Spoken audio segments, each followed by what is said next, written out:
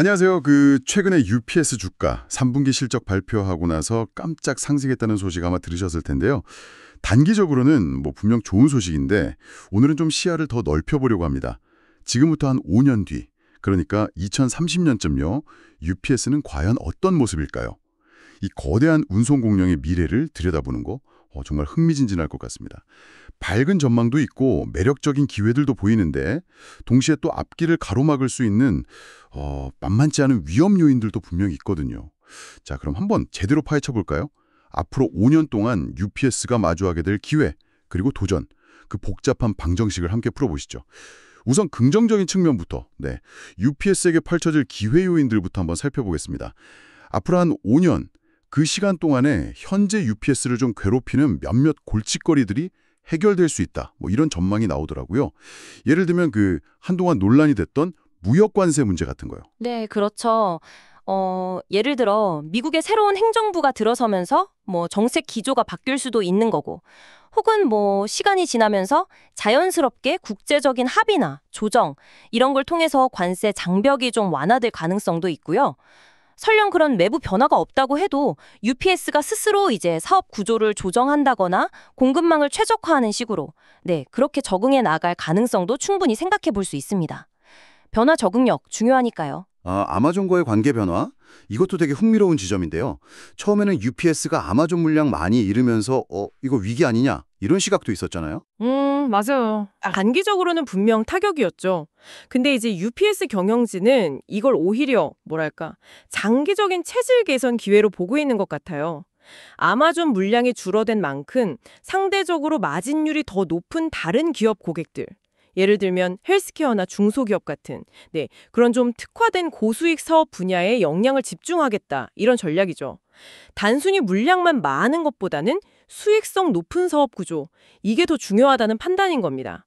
어떻게 보면 선택과 집중 전략으로의 전환, 이렇게 볼 수 있겠네요. 그렇군요. 단순히 잃었다, 이게 아니라 전략적으로 비중을 조절했다, 이런 관점이네요. 여기에 기술 발전이라는 강력한 순풍도 불고 있죠. 인공지능 AI나 로봇 기술 같은 것들이요. 바로 그 점이 UPS의 미래를 좀 낙관적으로 보는 또 다른 이유인데요. AI는 그냥 배송 경로 최적화, 이 수준을 넘어서요.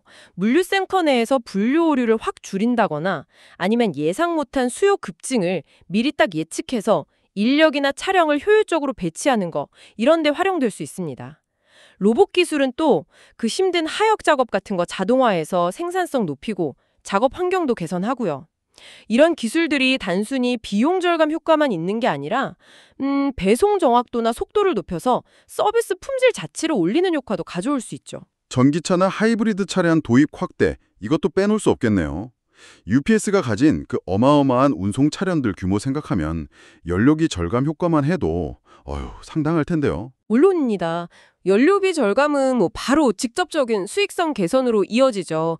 뿐만 아니라 환경 규제 강화되는 추세에 좀 선제적으로 대응하고 또 친환경 기업 이미지 구축하는 데도 도움이 될 거고요. 이런 기술 투자가 사실 초기 비용은 꽤 들겠지만 장기적으로 보면 운영 효율성하고 지속 가능성, 이 두 마리 토끼를 잡는 효과를 가져올 수 있습니다. UPS 정도의 규모 그리고 자금력이 있으니까 가능한 투자이기도 하고요. 그런데 이런 기술 발전이나 전략 변화 말고 UPS가 가진 더 근본적인 강점, 이런 것도 있지 않나요? 물론이죠. 가장 기본적인 사실은 사람들이 온라인이든 오프라인이든 물건을 사고 파는 한 이 택배나 화물 운송 수요는 절대 안 사라진다는 거죠. 특히 전자상거래 시장은 앞으로도 계속 성장할 가능성이 높고요. 여기에 더해서 UPS가 지난 수십 년간 쌓아 올린 방대한 글로벌 네트워크, 그러니까 전 세계 구석구석까지 뻗어있는 배송망과 인프라, 이게 하루아침에 따라잡기 힘든 강력한 경쟁 우위, 일종의 경제적 해자 같은 겁니다. 수많은 물류 허브, 항공기, 차량, 그리고 또 숙련된 인력까지, 이런 규모의 경제는 진짜 신규 경쟁자가 넘보기 어려운 그런 진입장벽으로 작용하죠. 그렇죠. 그 네트워크가 정말 중요하니까. 그렇다면 이런 펀더멘털과 기술 혁신, 전략 변화, 이걸 다 종합해보면 2030년에도 UPS가 업계 선두 자리를 굳건히 지킬 가능성 높다고 볼 수 있겠군요. 네. 현재까지의 상황이랑 전망을 종합해보면 그럴 가능성이 높아 보입니다.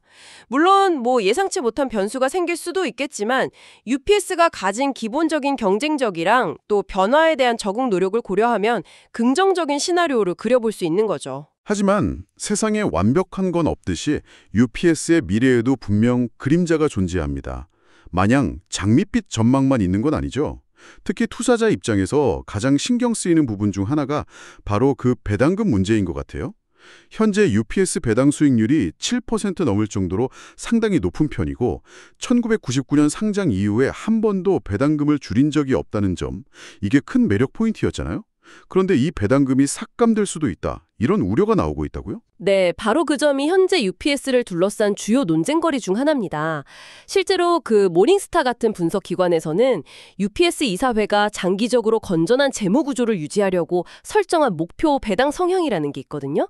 순이익 중에서 배당금으로 지급하는 비율인데 이걸 한 50% 수준으로 맞추려고 할 거다. 그러려면 결국 배당금 삭감이 불가피할 수도 있다. 이런 분석을 내놨습니다. 현재 배당금 수준이 벌어들이는 이익에 비해서는 조금 높다, 이런 판단인 거죠. 만약에 정말로 배당금이 삭감된다면 파장이 꽤 크겠는데요?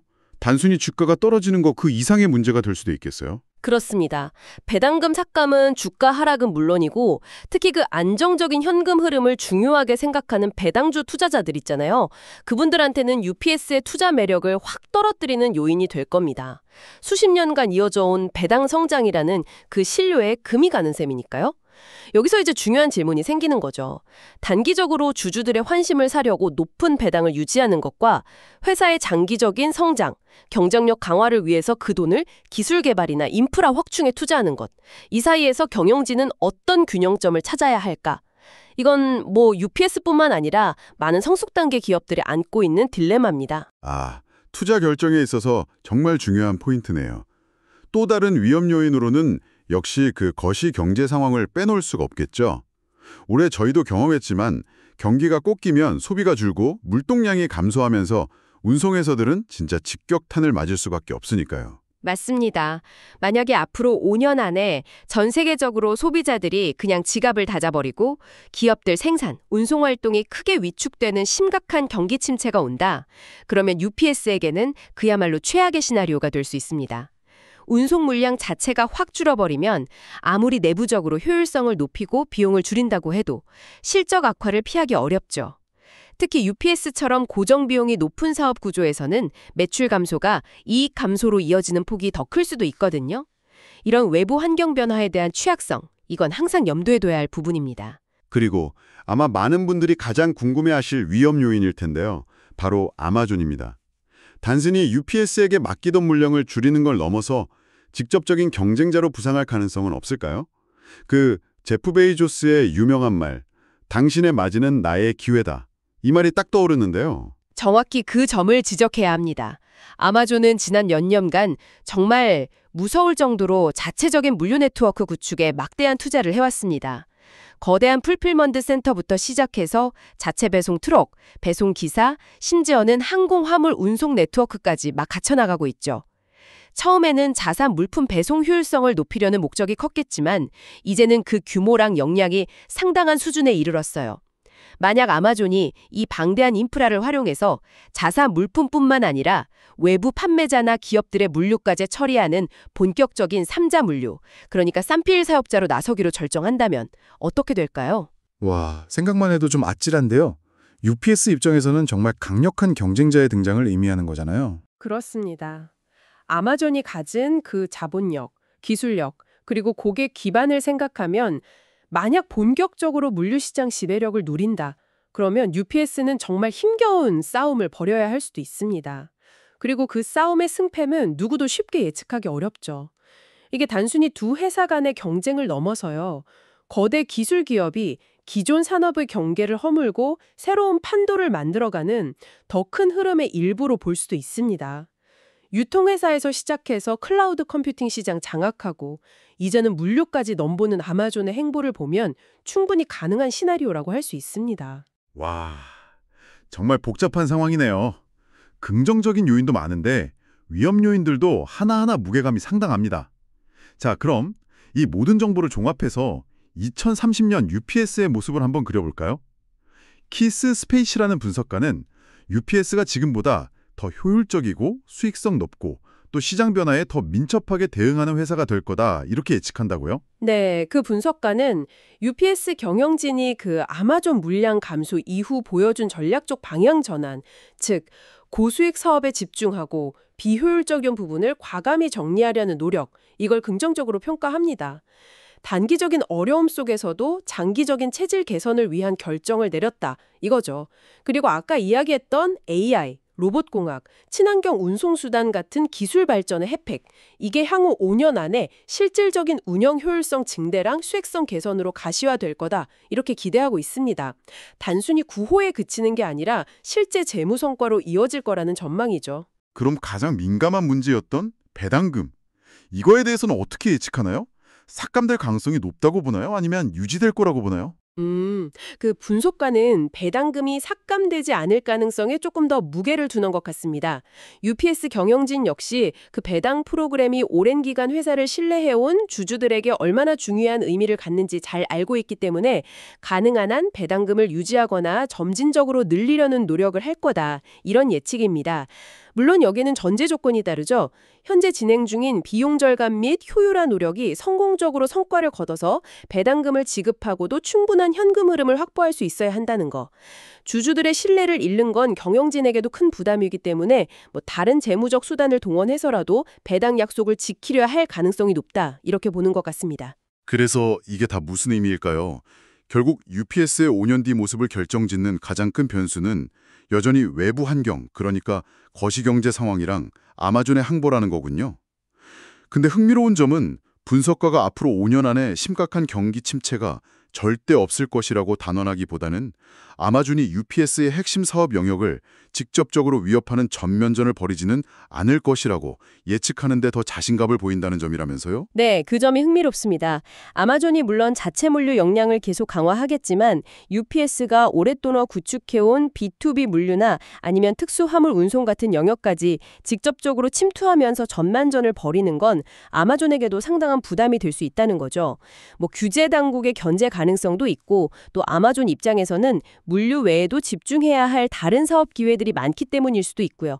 따라서 분석가는 아마존의 위협이 존재하기는 하지만 그것이 UPS의 존립 자체를 위협하는 수준의 직접적인 충돌로 이어질 가능성은 상대적으로 낮게 보는 것 같습니다. 물론 이건 예측일 뿐이고 아마존의 최종 결정은 지켜봐야겠죠. 그렇군요. 아마존과의 공존 혹은 좀 제한적인 경쟁 구도가 유지될 가능성에 무게를 두는 거네요. 네. 결론적으로 만약 앞으로 5년간 경제 상황이 파국적인 수준으로 치닫거나 장기 침체에 빠지지 않고 동시에 아마존이 UPS와 정면 대결을 피한다는 두 가지 조건. 이게 충족된다면 2030년의 UPS는 현재보다 투자자들에게 더 매력적인 기업이 되어 있을 가능성이 높다. 이런 전망입니다. 현재 겪고 있는 어려움들을 극복하고 기술 혁신과 전략적 집중을 통해서 더욱 강하고 효율적인 기업으로 거듭날 잠재력 충분하다는 거죠. 물론 그 과정에서 넘어야 할 산, 해결해야 할 과제들 분명히 존재하지만요. 네, 오늘 UPS의 향후 5년을 둘러싼 밝은 기회와 또 어두운 그림자들을 다각도로 깊이 있게 살펴봤습니다.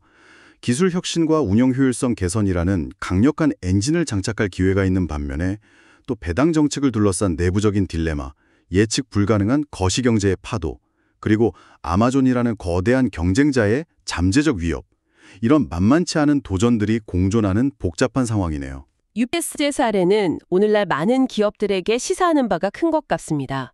특히 끊임없이 변화하는 기술 환경하고 날로 치열해지는 경쟁 속에서 전통적인 산업의 강자가 어떻게 스스로를 혁신하고 미래에 대비해야 하는지 잘 보여주죠. 단기적인 성과와 주주들의 요구에 부응하면서도 동시에 장기적인 성장과 지속 가능성을 위한 투자를 어떻게 조화롭게 이끌어 나갈 것인가. 이 문제는 거의 모든 기업 리더들의 영원한 숙제일 겁니다. 오늘 저희가 함께 탐구한 내용을 바탕으로 이제 여러분께 마지막으로 생각해볼 질문을 하나 던져드리고 싶습니다. 기술 발전 속도가 점점 빨라지고 산업 간의 경계마저 희미해지는 미래 환경 속에서 UPS와 같은 전통적인 물류 대기업이 단순히 비용을 절감하고 효율성을 높이는 것을 넘어서요.